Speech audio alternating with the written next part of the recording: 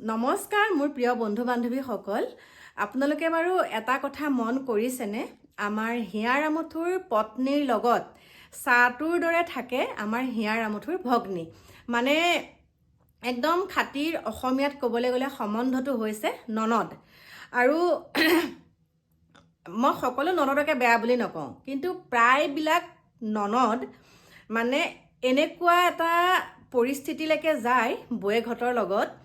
মানে ককায়েক বৌয়েকহঁত একেলগে থকাটোও নিবিচাৰে বা বৌয়েকক যদি ককায়েকে কিবা এটা বস্তু দিয়ে সেইটোও তেহেঁতৰ মানে একদম হিংসা মানে কিয় দিব তাৰমানে বহুতখিনি টৰ্চাৰ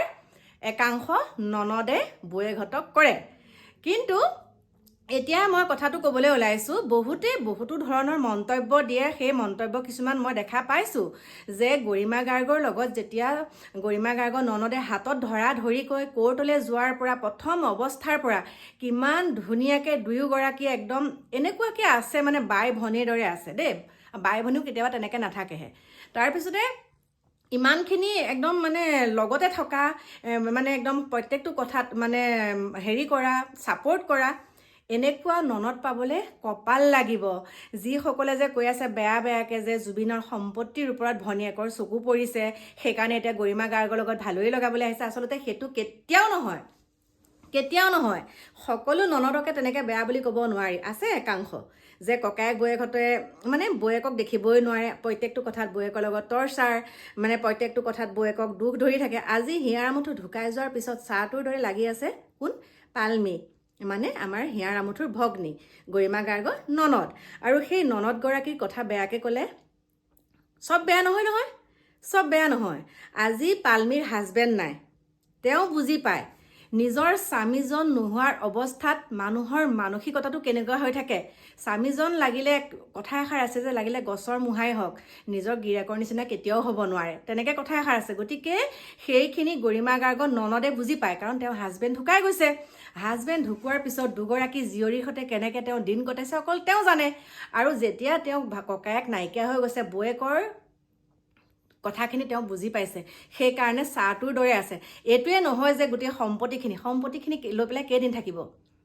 কোনে কাৰ সম্পত্তিক লৈ পেলাই ইমানখিনি হাবিয়াস কৰিব পাৰে সম্পত্তি কি কৰিব আজি আছে কাইলৈ নাই সম্পত্তিলৈ মানুহে লগত লৈ যাব নেকি গতিকে এনেকুৱা ধৰণৰ মন্তব্য নকৰিব আপোনালোকে ছাপোৰ্ট কৰক যে এনেকুৱা এগৰাকী ননদ পাইছে যে বৌয়েকৰ লগত সাতুৰ দৰে থাকে মই কেইকপিমান বাৰু ফটো দি দিছোঁ আপোনালোকে চাব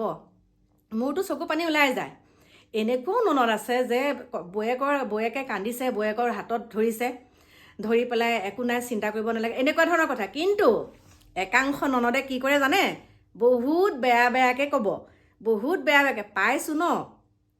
প্ৰেক্টিকেলি পাইছোঁ কাৰণে কৈছোঁ ইমানেই বেয়াকৈ কয় মানে সেইকাৰণে কৈছোঁ সকলো ভগৱানক দিব লাগে আৰু মই দেখাই দিছোঁ আৰু যিসকলে কৈ আছে যিসকলে কাৰ প্ৰৰোচনাত পৰি আমাৰ সেইজনী যে চিকা শৰ্মা বাইদেৱে বহুত বেয়া ধৰণৰ মন্তব্য দিয়াৰ পিছতে আমাৰ গৰিমা গাৰ্গৰ ননদৰ ওপৰত মানে আমাৰ হিয়াৰ আমঠুৰ ভগ্নীৰ ওপৰত এনেকুৱাখিনি মন্তব্য কৰিছে একাংশই কালিও পালোঁ 2-3মান তেনেকুৱা পোষ্ট যেতিয়া কোৰ্টলৈ গৈছে আমাৰ হিয়াৰ আমঠুৰ পত্নীৰ লগত ধুনীয়াকৈ ভনীয়েক আৰু পত্নী যেতিয়া গৈছে কোৰ্টলৈ তেতিয়া দুয়োগৰাকীয়ে হাতে ধৰাধৰিকৈ গৈছে যেতিয়া মিডিয়াত বাইট দিয়ে দুয়োগৰাকী লগতে থাকে তাৰপিছত কি কৈছে এইজনী বোলে সম্পত্তিৰ কাৰণে আহিছে জীয়েক দুজনী আছে গিৰিয়েকটো মহিলা আমুক তামুক নাপায় মহিলাৰ শত্ৰু নাপায় উৎসাহ দিয়ক জাষ্টিচ পাব লাগে আজি বেয়া লগা নাই আজি গৰিমা গাৰ্গে কেনেকৈ কান্দিছে চকুকেইটা দেখিলেই মানে বুকুখন কঁপি আহে আমিতো শান্তিয়ে পোৱা নাই এইবিলাক চিলেকশ্যন মাৰো বুলি আমাক খালি ন্যায় লাগে গতিকে মই দেখাই দিছোঁ কেইখনমান প্ৰতিচ্ছবি আপোনালোকে চাওক আৰু সকলোৱে এটাই ভাবক যে আমি হিয়াৰ আমঠুৰ নিচিনা মানুহ দ্বিতীয়জন কোনো নাই আৰু নোলাবও আৰু তেওঁকে লৈ পেলাই আমি একদম যুগান্তৰলৈকে যিসকল আজি উঠি অহা যুৱ প্ৰজন্ময়ো জুবিন গাৰ্গকহে চিনি পায় কিন্তু দেই গতিকে ফটোকেইখন চাওক আপোনালোকক দেখাই দিছোঁ Siddharth Sharma had last time only, on the last hearing only, Siddharth Sharma had filed a discharge petition and on that the argument was done, the objection was done and the argument will be done on next date on 16th. Then Shekhar Jyoti Goswami had also filed a discharge petition and then regarding the Mahavir Aqua, Siddharth Sharma's Aqua company and his flat attachment, that everything will be done on 16th. That is the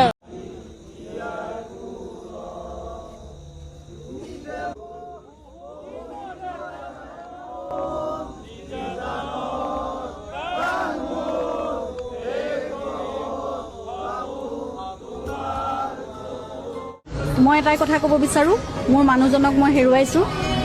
তেখেতক মই ঘূৰাই নাপাওঁ কেতিয়াও, কিন্তু তেওঁ উচিত ন্যায় পাই যাবই লাগিব। আৰু সেই মানুহজন সকলোৰে মানুহ আছিল, সকলোকে নিজৰ সৰ্বস্ব দি পেলাই ভাল পাইছিল। সেই মানুহজনৰ লগত অন্যায় কেতিয়াও হ'ব নোৱাৰে।